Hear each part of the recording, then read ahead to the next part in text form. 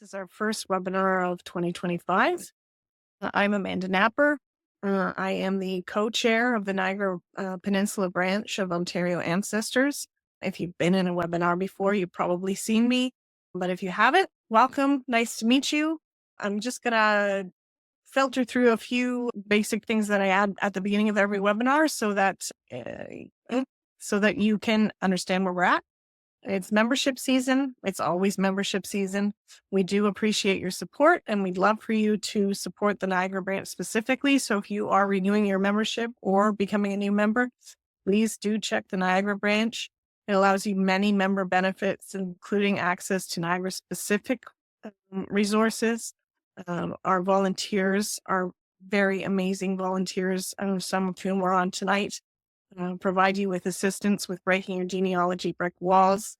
We help support projects that preserve Niagara's heritage, and you also support our ability to continue these webinars. Our master index is now on ancestry.com, so you may see a link if you're on Ancestry to find some resources on our website. And as well, after this webinar in February, we have Graham Sager coming from the Pelham Historical Society to talk to us about Tremaine's map establishment. And in March, we're going to have a webinar on using AI to help research your family tree. And now I'm going to welcome Nadia Rupniak. Did I get that right? I got it right. Good. Perfect. Who is going to talk to us about the Polish military's wartime and post-war journey, and provide some guidance on accessing military records to help reconstruct the stories of those who were deported or lost. Nadia is an internationally recognized neuroscientist with degrees from Oxford and London. She moved to Texas in 2002. Upon discovering that her father was a highly decorated Polish World War II veteran, she used her analytical skills to access his military records and uncover his heroic actions and force exile under communist rule. Nadia shared her family's wartime experiences through articles, videos, podcasts, webinars, and guides on navigating Polish military archives, and we're happy to welcome her here tonight. Welcome, Nadia. It's nice to put a face to the name. We've been corresponding by email for a few months, so nice to see you. Likewise, and thank you very much, Amanda, for the opportunity to talk to you about this very neglected area of World War II history. So during the war, there were hundreds of thousands of Polish servicemen who fought alongside the Western Allies, Canadians, Americans, and British troops in the Allied liberation of Europe. And for the Poles, their objective was to liberate their home country, Poland.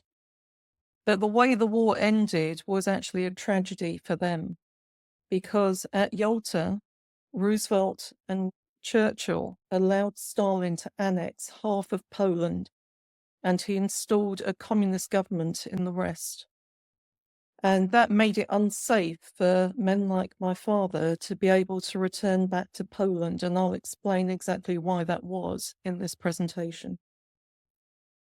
So a large number of these veterans spent the rest of their lives in exile. Some of them emigrated to Canada, some to America, and some lived in England, like my father, who's pictured here.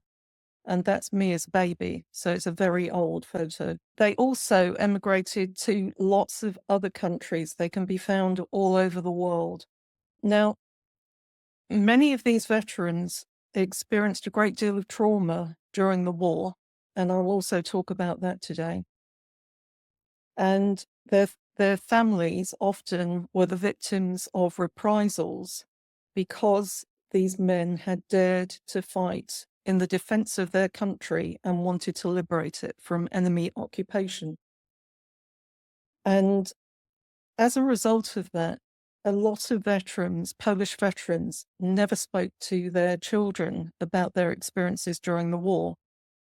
My father never spoke to me at all about what he'd done, and I believe that was in order to protect his family, who still lived under a communist dictatorship, from possible reprisals. So I grew up only knowing that my father had been in the army, but I only knew really that he was a factory worker. The man that I knew had no ambition whatsoever, and I really thought he hadn't accomplished anything noteworthy in his life. So you can imagine my complete shock years after his death when I was goofing around on the internet one day that I discovered he was a highly decorated war hero. And the way that happened was that I typed my last name, Rupniak, into Google, thinking that I might find a relative in Poland who speaks English who could tell me a bit more about my family. But to my complete shock, what happened was that I was taken to this website instead, which named my father of all people. And it named him as a recipient of the Virtuti Militari.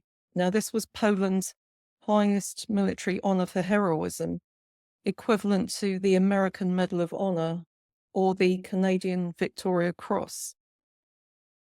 So when I first found this, I was in complete disbelief, and I thought there must have been a typo and that they'd misspelled the name and that this must be somebody else, or that there must be some other Marcin Rupniak who had received this award. Because I couldn't believe that if my dad had received this honor, that he wouldn't have told me. Why wouldn't he have told me?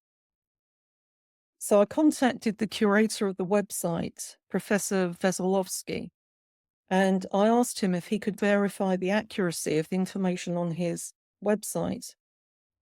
And he told me to contact the British Ministry of Defence to obtain a copy of my father's service records. Now, the reason those records are held at the British Ministry of Defence is that after Poland collapsed, when it was invaded by both Germany and the Soviet Union in 1939, some of those soldiers managed to evacuate, and they eventually joined up with British forces defending France. And then they were evacuated on back to Britain, and they regrouped as a Polish army up in Scotland, and they served under British command during World War II. So this is the reason why the largest and most complete repository of Polish veterans from World War II, their military records are held by the British Ministry of Defence. If you want to get a copy of somebody's military records, it's quite straightforward. This is the website that you need to go to, and it gives quite clear instructions about the information that they want in order to conduct a search. I was warned that in many cases they don't have records, and under the chaotic circumstances of war, where these men were constantly on the move from one place to another, you can understand that in some cases records were lost. But I was fortunate, and they had quite a substantial dossier for my father. In my experience, you'll have to wait a few weeks for them to come back to you to confirm whether or not they have a record for the person you're interested in.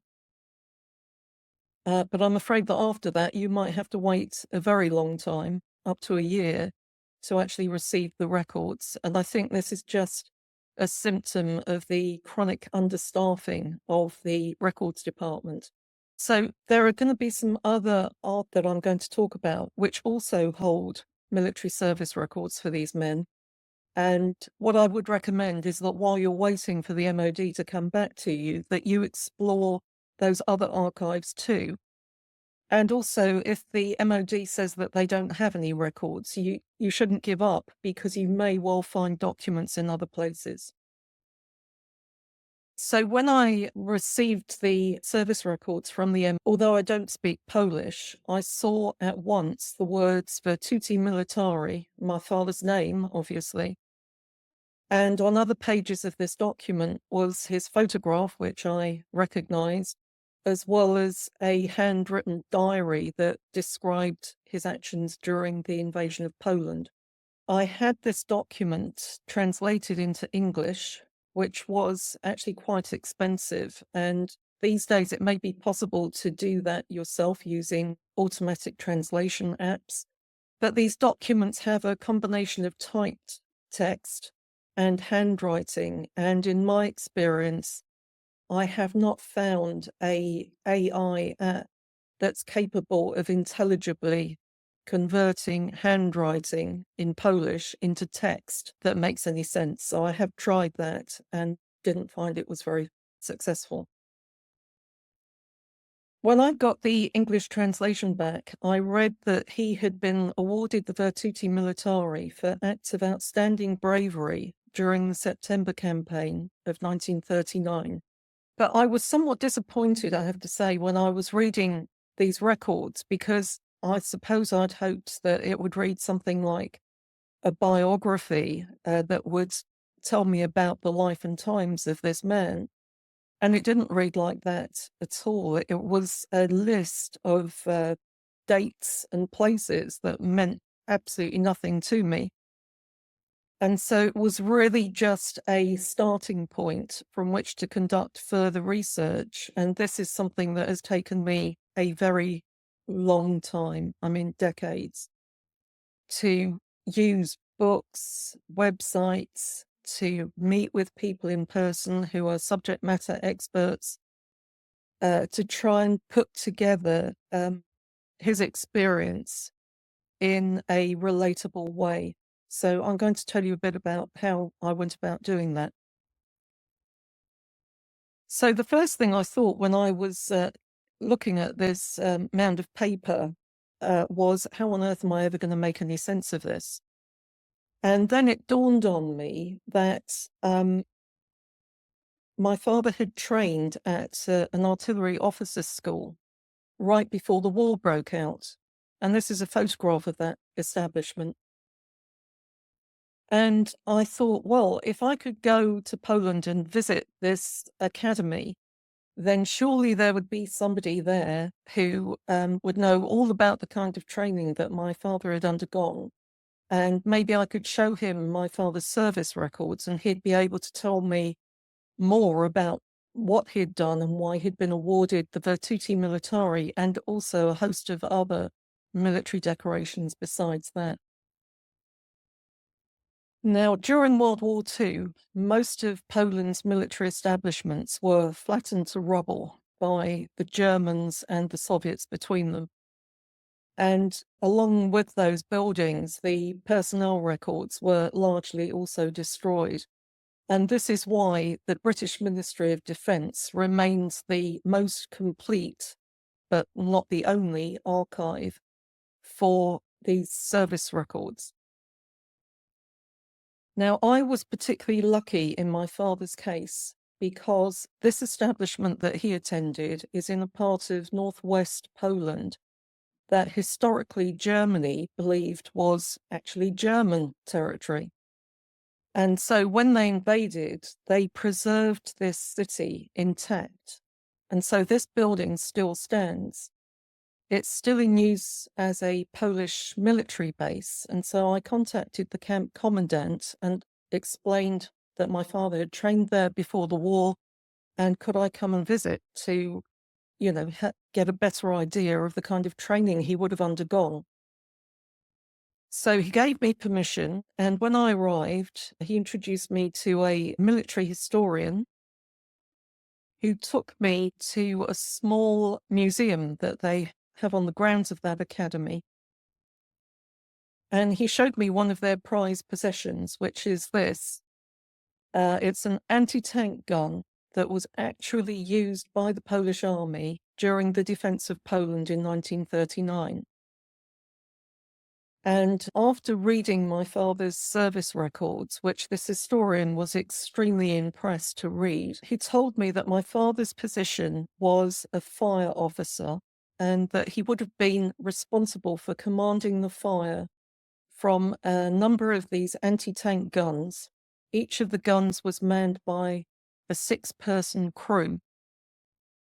And my father's responsibility was to observe the enemy positions through binoculars, and he would calculate the angle of the cannon on these guns to ensure that when the gun was fired, the shells would hit the enemy lines precisely.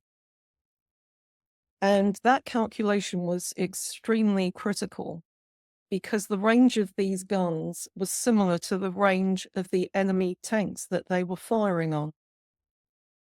And that meant that if they missed the tanks they were trying to hit, then they would almost certainly be killed by return fire from the oncoming enemy tanks.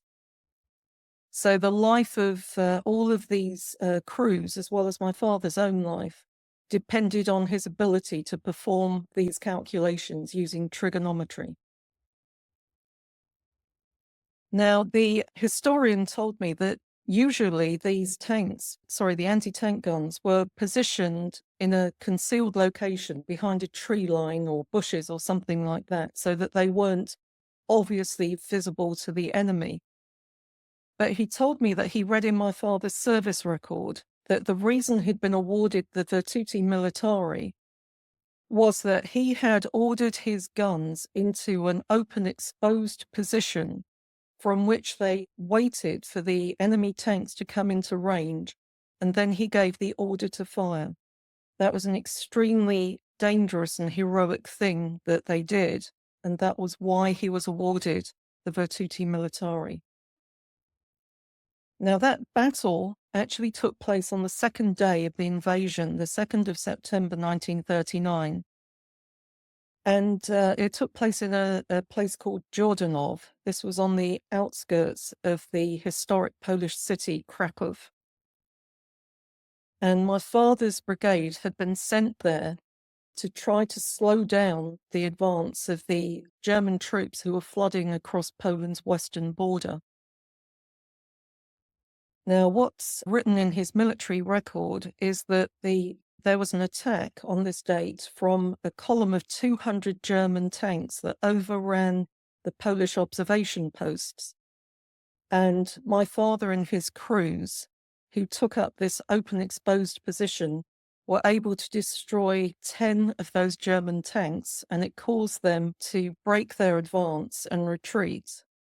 And altogether on that day, his brigade managed to destroy 60 out of 200 German tanks, which is a very impressive accomplishment, considering that the Poles were vastly outnumbered and outclassed by the German manpower and equipment. Now, in addition to books and other places that I looked for information about this battle, I found this photograph on Wikipedia. And it's a photograph of men from my father's brigade. And you can see on the right an anti-tank gun, like the one that I just showed you at the museum. And in the distance on the left, there's a man looking through binoculars at the advancing enemy. For all I know, this could actually be a photograph of my father on that day. So this is something that I stumbled across that gave me chills when I found it. So I tell you that story to give you an idea of how I was able to sort of reconstruct a more realistic account and picture what my father did during this battle in order to earn that decoration. Now, the Polish, as I said, were very outnumbered by the invading German forces, and they knew that they couldn't prevent this invasion on their own. Their strategy was simply to slow down the German advance as much as possible because they had been promised military support from Britain and France, which had declared war on Germany when it invaded Poland. So this shows the position of the defensive line on the 17th of September. So this is a couple of weeks into the invasion. The yellow circles show the position of the German units invading Poland, and the green are the defensive positions of the Poles. So you can see that the Germans had made some ground in invading Poland, but actually the Polish had done a very good job of slowing down that advance. So this wasn't a complete cakewalk for the Germans, as you would be led to believe by the German propaganda around the war about their blitzkrieg tactics and how they overran Poland in a few days. That's actually not what happened at all. The thing that was the fatal blow for Poland was not the invasion by Germany, but it was the invasion, in addition, by the Soviet Union, which happened on the 17th of September.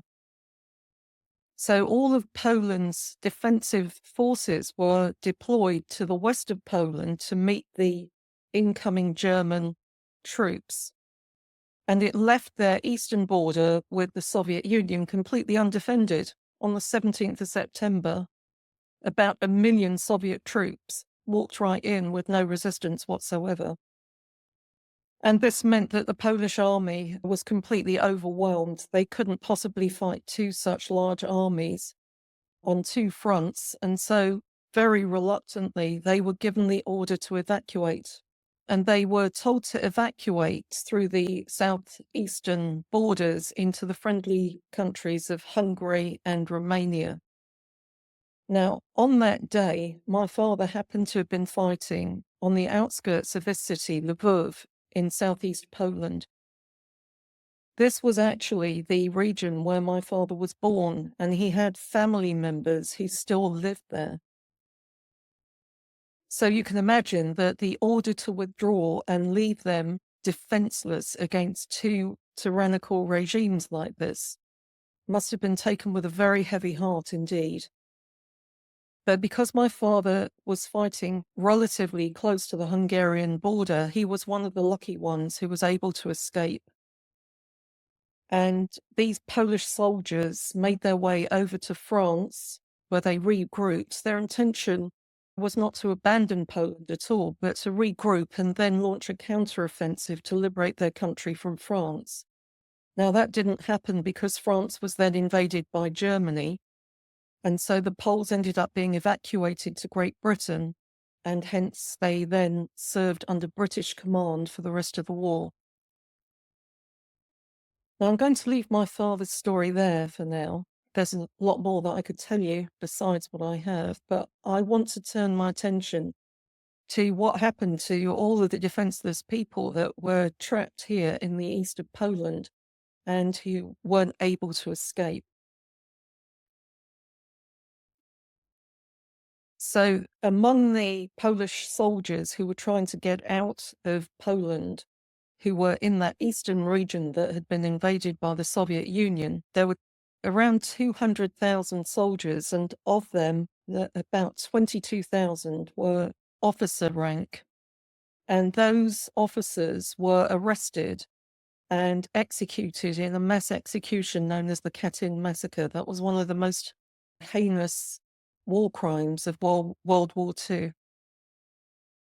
Now, the rest of them, which was the large majority of soldiers, were deported by the Soviets to hard labor camps in Siberia. And these labor camps were established by Stalin. He created the largest prison system in the world, in fact. They spanned this vast territory that across a landmass bigger than the whole of the United States and bigger than Canada. Much of this territory is, even to this day, uninhabited. Very desolate locations where raw materials would need to be extracted to meet Stalin's industrialization targets. So Stalin was on a mission to turn the Soviet Union into an industrial superpower. And the way that he was going to accomplish that was on the backs of the slave labor of his political prisoners, of which the Poles formed, just one part. The majority of them were actually Soviet citizens who he considered enemies of communism.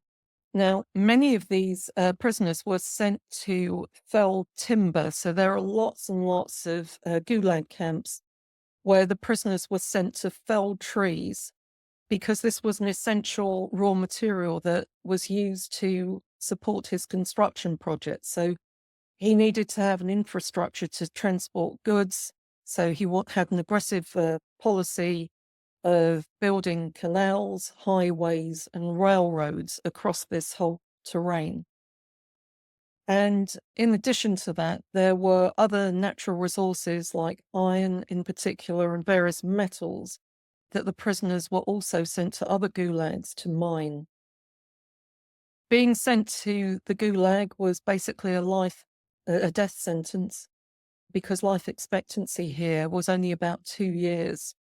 And this was partly because of the extreme cold conditions in which these men were sent to work, but also they were only fed a starvation ration, which they wasn't adequate to support life, especially because of the very long hours and hard manual labor to which they were subjected. So if they didn't die from starvation, exhaustion, or exposure to the cold, they were probably going to die from one of a number of horrendous transmissible diseases that were carried by the parasites that infested their clothing, because there was almost no ability for them to wash their clothes or their bodies properly. There was a chronic shortage of soap throughout the whole Soviet Union. So you can imagine that very quickly their living quarters and their clothing were absolutely crawling with body lice. So most people who were sent to Siberia during the war disappeared without trace and were never seen again. Now, Stalin wasn't content with completely disabling Poland's military capability to launch a military insurrection against enemy occupation. He also came after the family of these soldiers, as well as other civilians such as professors, priests, policemen, lecturers in universities, anybody that he considered would be capable of influencing large numbers of people and creating a revolt against Soviet rule. Now, among these people that were deported to Siberia were my father's mother and 3 of his brothers. And this was specifically because he was an officer in the Polish army. These people were arrested in 4 waves of mass deportations that took place from 1940 to 1941. And to some extent, the date of the deportation determined where exactly in Siberia these prisoners were sent. Now, during my research, I paid several visits to Poland, and in fact, this was the first time that I had ever met any of my Polish relatives. And one of my cousins gave me a photocopy of this document. And this is a list that was compiled for a town called Drohobych. So this was the town where my family lived.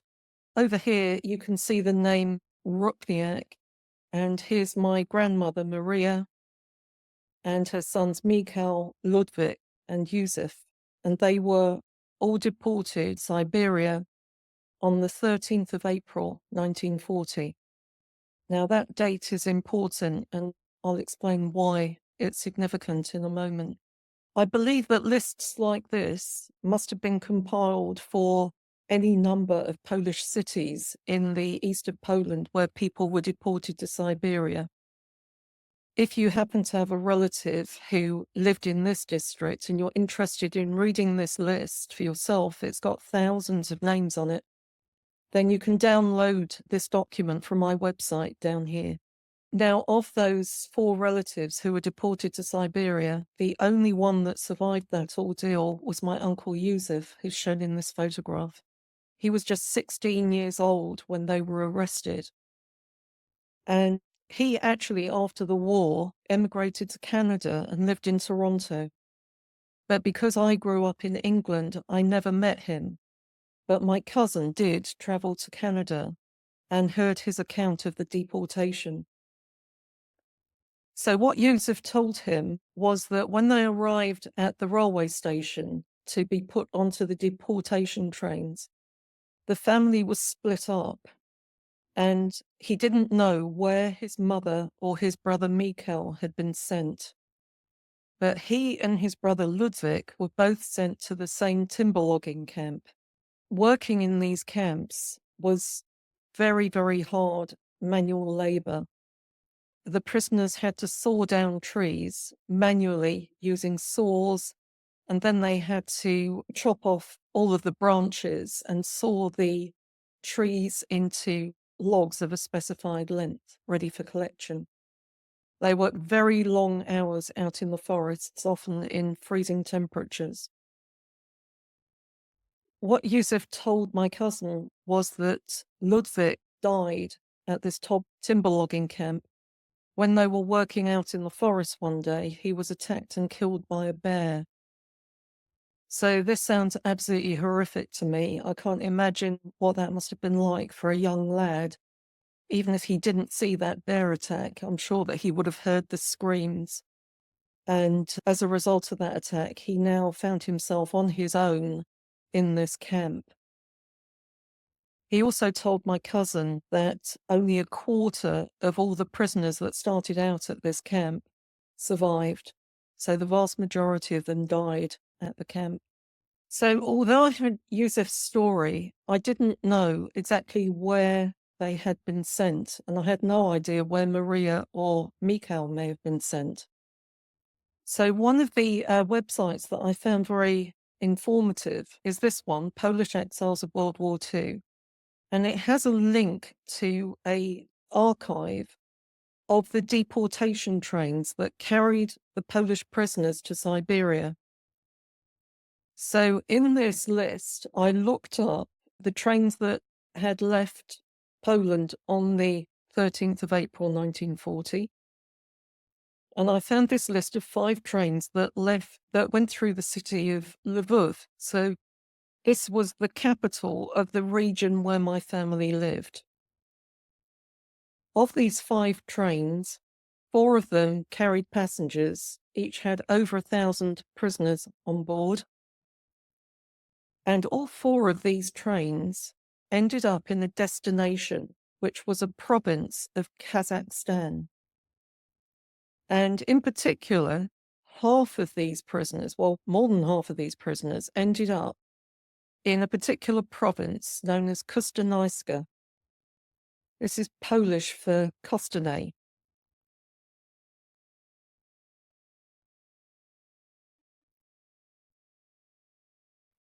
Now, I mentioned before that if you got sent to Siberia, the chances were that you would never be seen again.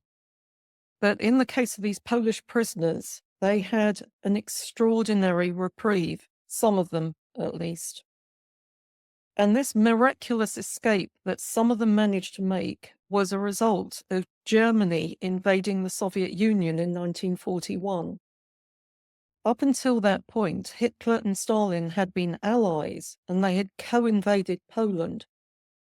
But Hitler decided he wanted more territory than that, and he caught Stalin completely on the back foot when he invaded in Operation Barbarossa. Now, this gave the Polish Prime Minister in exile an opportunity to persuade Stalin to release some of his Polish prisoners to form a Polish army against Hitler. So Stalin agreed to do this, but in practice, probably only about 1/10 of all the prisoners that he had from Poland were actually released. But incredibly, my relatives were among the lucky ones that were given a reprieve and were able to escape from Siberia.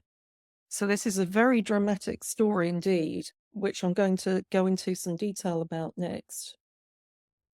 This photograph is of the Polish general Władysław Anders, who was responsible for recruiting the Polish army out of the Gulag prisoners, and he was able to successfully evacuate over 100,000 Polish soldiers, as well as civilians, women and children. He got them out of the Soviet Union.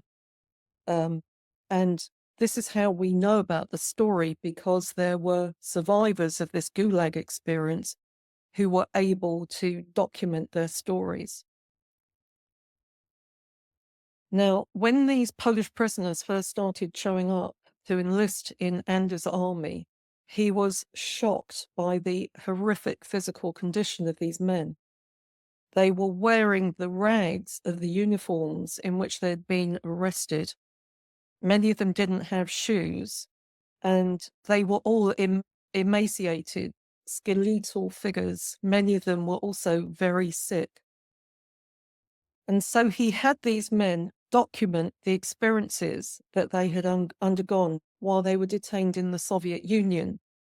And he did this because he wanted to be able to record evidence of Soviet war crimes that could be used in a post-war settlement to negotiate for compensation of Poland.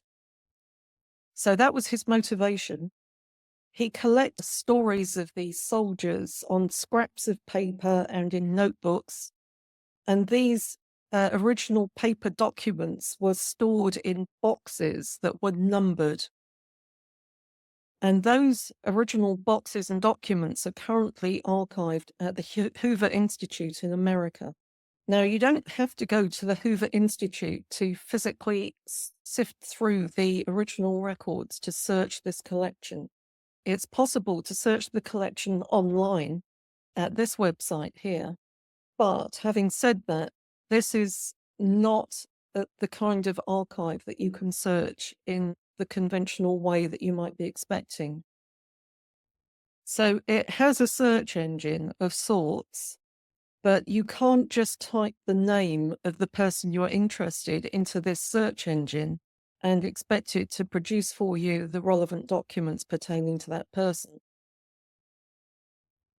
The way that the documents are archived online is exactly the same. It's a mirror image of the way in which the documents were originally archived in boxes. So because of that, you have to know the box number that you think your document is located in. And then you search that, and it will produce a number of microfiche scans of the original paper records.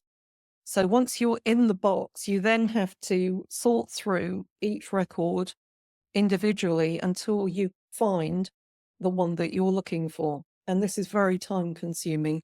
There are over 100,000 scans in this archive.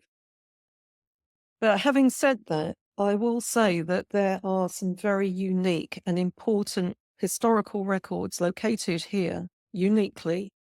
And I think it is well worthwhile spending some time searching through this database to see if you can find something, because I found something very interesting. So here's what I found. When the Polish prisoners were released from the Gulag, they were given a so-called reprieve from their punishment. In order to leave their Gulag camp, they had to see the camp administrators to be issued with one of these release certificates. Now, these release certificates permitted the bearer to travel within the Soviet Union, and importantly, they had to produce a certificate to be able to board a train in order to travel typically hundreds or thousands of miles to the Polish army enlistment centers. So it was absolutely essential that they had a release certificate. These release certificates, good news, is that they are organized by alphabetical order in these boxes. Bad news is that they're organized by Russian alphabetical order, and I wasn't at all familiar with the Russian alphabet. So what I had to do was in Google Translate, I typed my last name, Rukniak, and translate it into Russian. This was the word that came up. Now, something that I've learned is that these translations into Russian and back into Polish have resulted in some corruption of some of the files in these databases. Misspellings have been introduced because there isn't an exact correspondence between the Cyrillic alphabet and the Latin alphabet. So be aware of that. There could have been some spelling errors introduced into the name of the person that you're looking for. So I went through these scans looking for this word, and I found this document which had something that looks like that word to me. but you can see it's written in handwriting, which makes it more difficult to decipher. And I wasn't 100% certain that this was really the name that I was looking for. But I had another stroke of luck here, because in another part of this document, somebody has written by hand the name Rupniak. Thank goodness for that. The year of birth of the person that was issued the certificate, 1922, that matches my Uncle Yusuf. Now, over here on the left, you can see that you can see that these documents have been quite corrupted.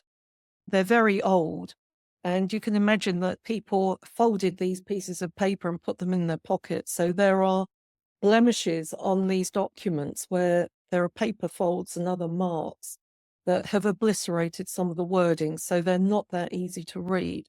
But I was able to make out the name of the province in which this camp was located. And when I translated this Russian word here, it gave me Kostanay Oblast. This is the same as Kostanayska Oblast in Polish that I showed you for the deportation train list. This certificate says that the prisoner was released on the 27th of August, 1941.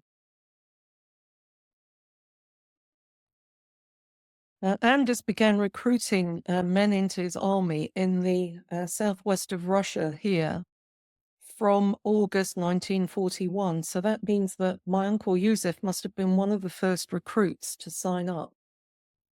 And the Ministry of Defence in England actually had a service record for my uncle. And it says that he enlisted on the 15th of September 1941. So Kostanayska Oblast in Kazakhstan is located in this region here. So I presume he would have taken a train to travel up here and enlist. Now, the Polish army spent the winter of 1941-42 in the freezing Russian winter with basically no protection from the cold. All they were given by the Soviets were thin canvas tents. And as I've already described, they were in very poor physical condition, and the terrible cold temperatures that they endured during that winter wiped many people out. And because the mortality was so high, Anders relocated the army south to Uzbekistan, where the climate was less harsh. So they moved there from January to February of 1942. But their problems weren't over there, because there were epidemics of infectious diseases that continued killing many people. And chief among them were typhus and dysentery. Some of the survivors of this experience described seeing dead bodies just laying in the streets. It was that bad. There were no medical provisions of any kind to help these people. And there was still no sanitation available, not even basic supplies of soap.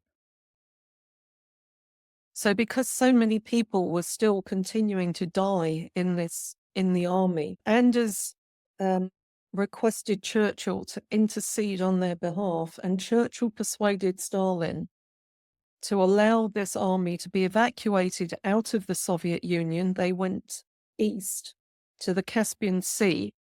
Then they boarded cargo ships and ended up arriving in Iran, of all places. This region of Iran was at that time under British administration. So on arriving in Iran, the people were finally safe, and they came under the protection of the British government. Now, these journeys were extremely arduous, over thousands of miles. This was about 1,200 miles. This was another 1,200. This sea crossing was absolutely horrendous as well.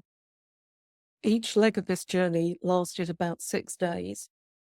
And without being too graphic about it, you can imagine that these trains and ships were very overcrowded with these prisoners who were in pretty horrible physical shape.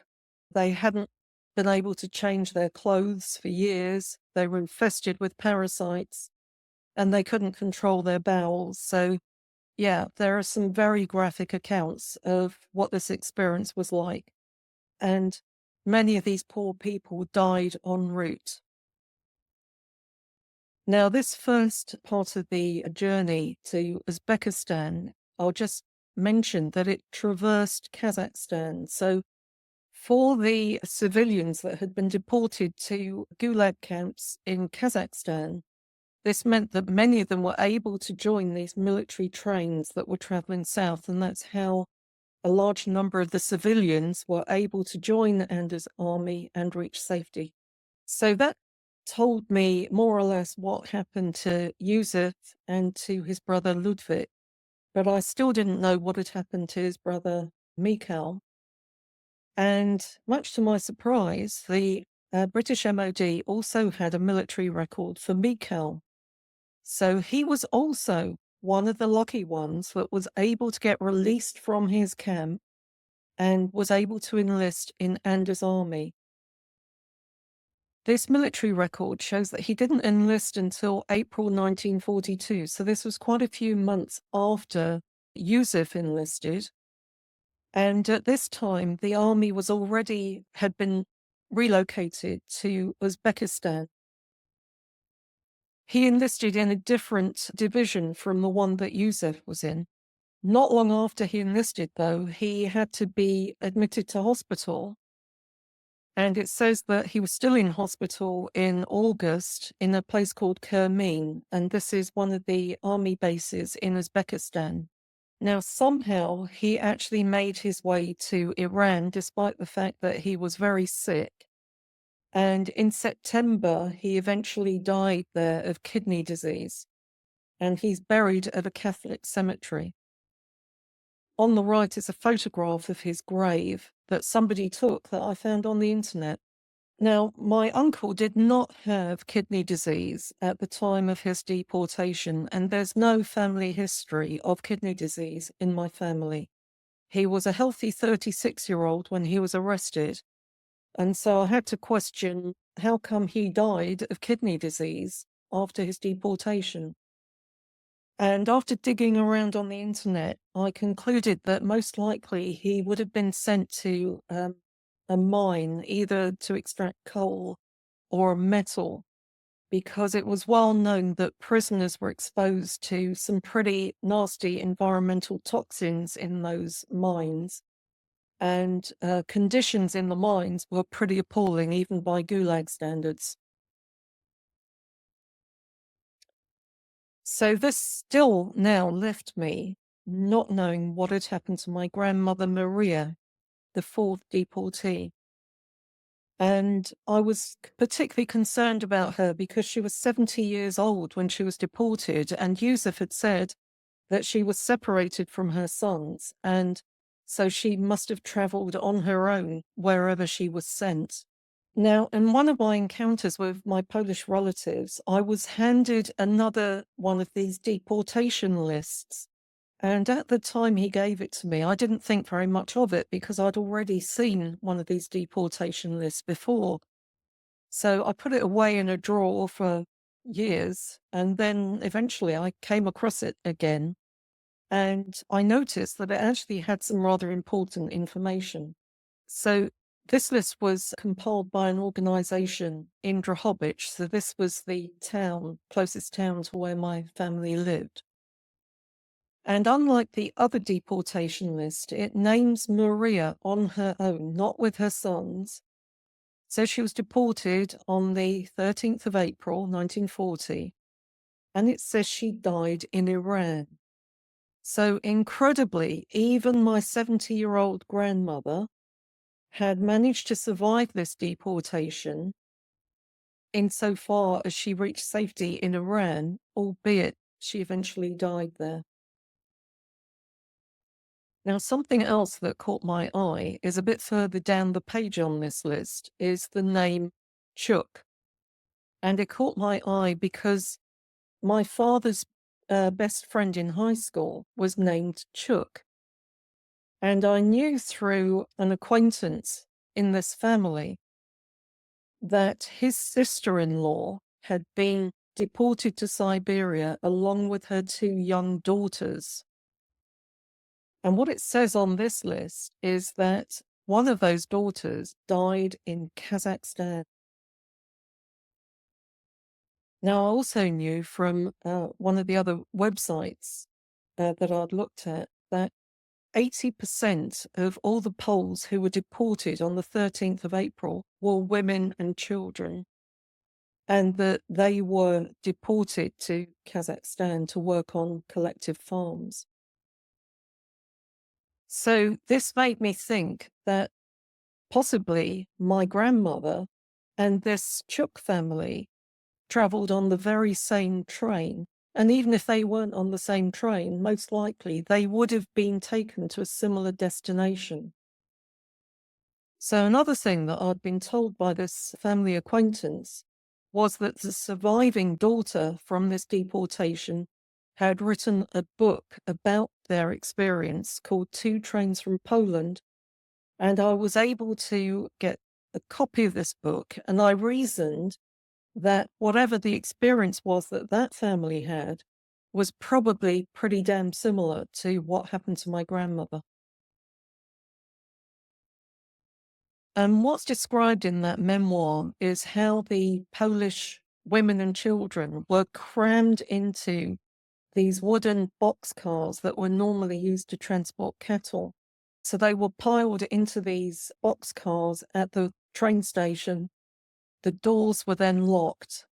And once the trains were in motion, they didn't stop for days and days on end. And occasionally they would stop in the middle of nowhere, and the prisoners would be given meager rations of water and a little bread. This journey to Kazakhstan lasted several weeks, and some of the prisoners on board died en route, particularly the young babies, people that were sick, and the elderly. And so when the train stopped, these bodies were unloaded and left by the railway tracks, and the train carried on. And where this Chuk family were taken actually was to Kostanay. So I think it's quite possible that that's where my grandmother was also taken. So ironically, probably all of my relatives were in the same province of Kazakhstan, but they didn't know it. Now, according to this memoir, they would take, and also other survivors' accounts that I've read, the prisoners were taken to very, very remote settlements in the Kazakh steppe, like the one shown in this photograph. And in these settlements, there were these very primitive sort of mud huts that had been built by Kazakh nomadic peasants. So these prisoners were obliged to live in this accommodation with the Kazakh peasants. And they had to work on these collective farms, harvesting grain and other produce. They had to meet production quotas. They had to hand over everything they harvested to the administration in order to receive starvation rations with which they fed their children. And these rations weren't enough to survive on, so these women had to get very resourceful. And they describe catching rats and eating them, and also foraging mushrooms and berries during the summer months to supplement their diet. And that's how they survived. Now, while they were working on these collective farms, some of them were told that they were free to leave and join the Polish soldiers that were traveling south on the trains. So that was how this family, and presumably my grandmother, were able to leave Kazakhstan and reach Iran. Now, another place that turned out to be a very good source of information about what happened to my grandmother, Maria, and also my uncle, Mikhail, was the Polish Red Cross. So one of my cousins wrote to them to ask them whether they had any information about what happened to them. And indeed they did. So this letter documents the diagnosis they both received when they were admitted to hospital shortly before they died. It details the date on which they died, when they were buried, and the location of the cemetery and the precise burial plot where their their body can be found. Now, to date, nobody from my family has visited these grave sites, and I sincerely hope that during my lifetime that the political situation in Iran will permit me to go there in person to pay my respects, so that these poor people can know that they haven't been forgotten. So I'm going to end there so that we have time for some questions. But before I end, there are a couple of other resources I just wanted to quickly share with you. You can also find records for these Polish veterans at the Polish Military Historical Office. Everything on there pretty much is in Polish, so I created a short YouTube video that explains how an English-speaking person would navigate that. And there's also a free downloadable guide to walk you through how to complete the application forms, which are also in Polish. I also have a short guide about how to search the Anders collection in the Hoover Archive. There are lots of interesting boxes other than the one that I talked about today. And you can also download for free my index that tells you what's contained in these various boxes. And then finally, the Institute of National Remembrance in Poland.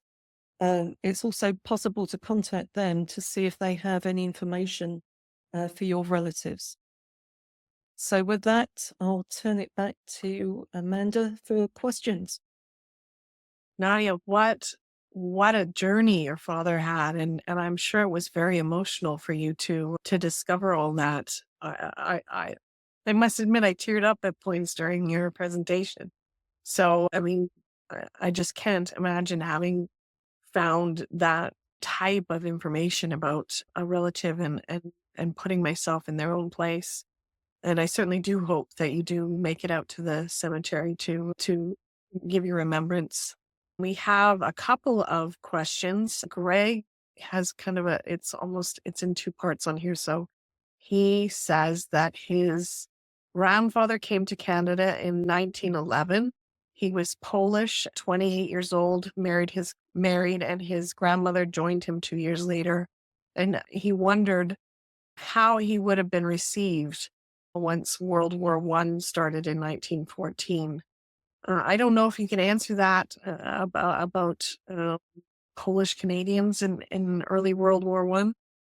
But Yeah, I'm afraid that that's not my expertise, but I do know that quite a lot of American Poles and possibly Canadian Poles, they were among the first to enlist during World War II. So I don't know whether Greg's grandfather was a veteran himself, but there was a large Polish diaspora that goes back to the 1600s. I think the original origins are centuries ago, actually. And many of the Poles that emigrated around the time of Greg's grandfather, I believe, were economic migrants.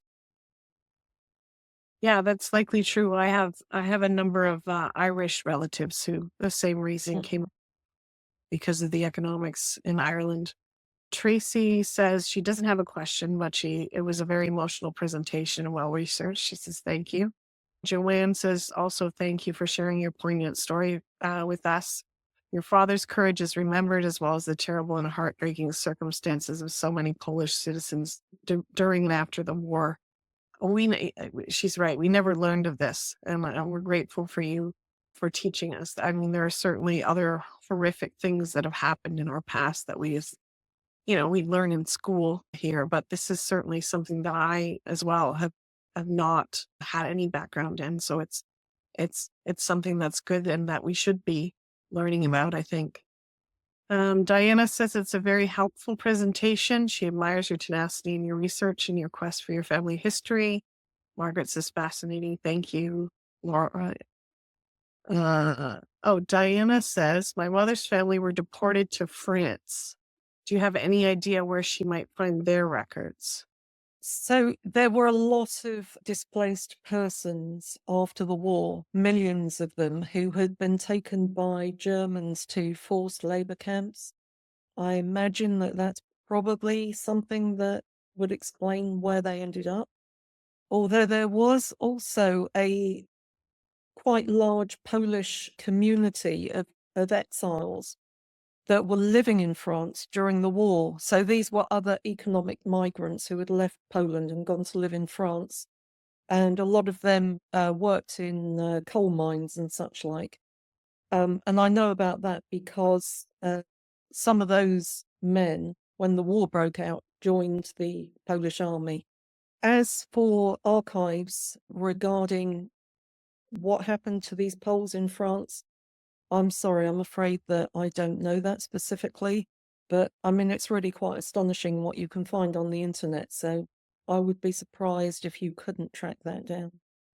Absolutely. And that might be something you could save for our AI presentation to give you some ideas about where to research. So tune back in March. Lori says, what a wonderful way to honor your brave father and his family. Very moving presentation. Thank you. Heather asks, where did the Polish army that was evacuated from Russia go on to fight, if they did? Oh, yes, they had a very tortuous journey. So, I mean, that was quite an epic journey that they made just out of the Soviet Union. But from Iran, they actually ended up in Palestine and the Middle East.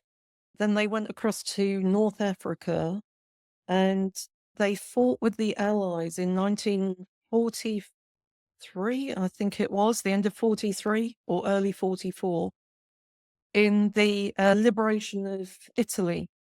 So Anders' army, their most famous battle was at Monte Cassino.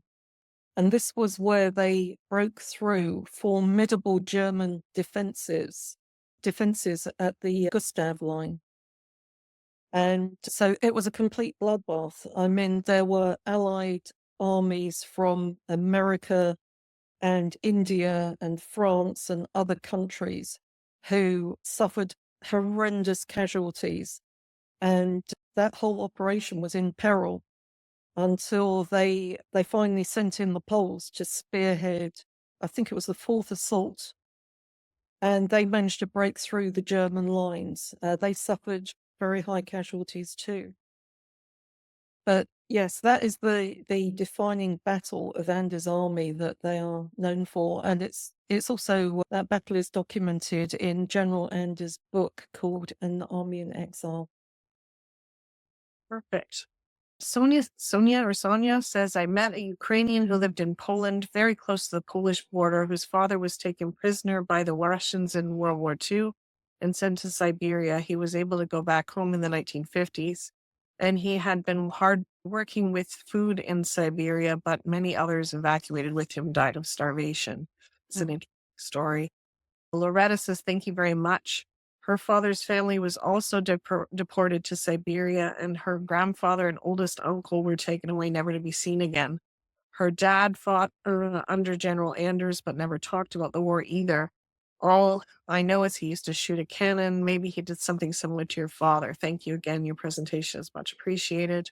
Sonia wants to know, do you know anything about the Polish Army Cemetery in Niagara-on-the-Lake, Canada? I'm presuming not so much. No, sorry, I have never been there. But you may be able to find some information on that from our volunteers in the Niagara branch if you want to email us, niagara@ogs.on.ca, if you have some specific questions. Maybe we'll be able to answer them. And Diana's back again saying that her French family was deported to a work camp farm, and she remembers her mother telling her that a French farmer told them to take the goats so that they would have goat's milk. Interesting. All right. Well, thank you very much, Nadia. Again, just a fascinating presentation, and it's always interesting, I find, that emotional connection that you get when you're able to find those records and learn things about your family that you never knew. So thank you very much for sharing this journey with us. It's definitely been a journey for us as well. I'm just going to end the presentation by saying, join us next month. The link is already up to join Graham Seger's presentation on Tremaine's map establishment. And soon we'll have the March presentation ready on the AI and how to research your family tree. Don't forget to join. Your membership is always appreciated. niagara.ogs.on.ca. You can join our newsletter. You don't have to be a member to join our newsletter. It contains resources about your family history, about Niagara, about upcoming webinars and regional events, and helps you keep up to date on what we've been doing here. Thank you again, Nadia, for joining us. It was I really appreciate the opportunity, and thank you all for your comments. Yes, and this presentation will be up on YouTube shortly if you missed anything. So stay tuned in our Facebook group, and I hope to see you again all next month. Have a good one. Thank you. Bye-bye. Bye.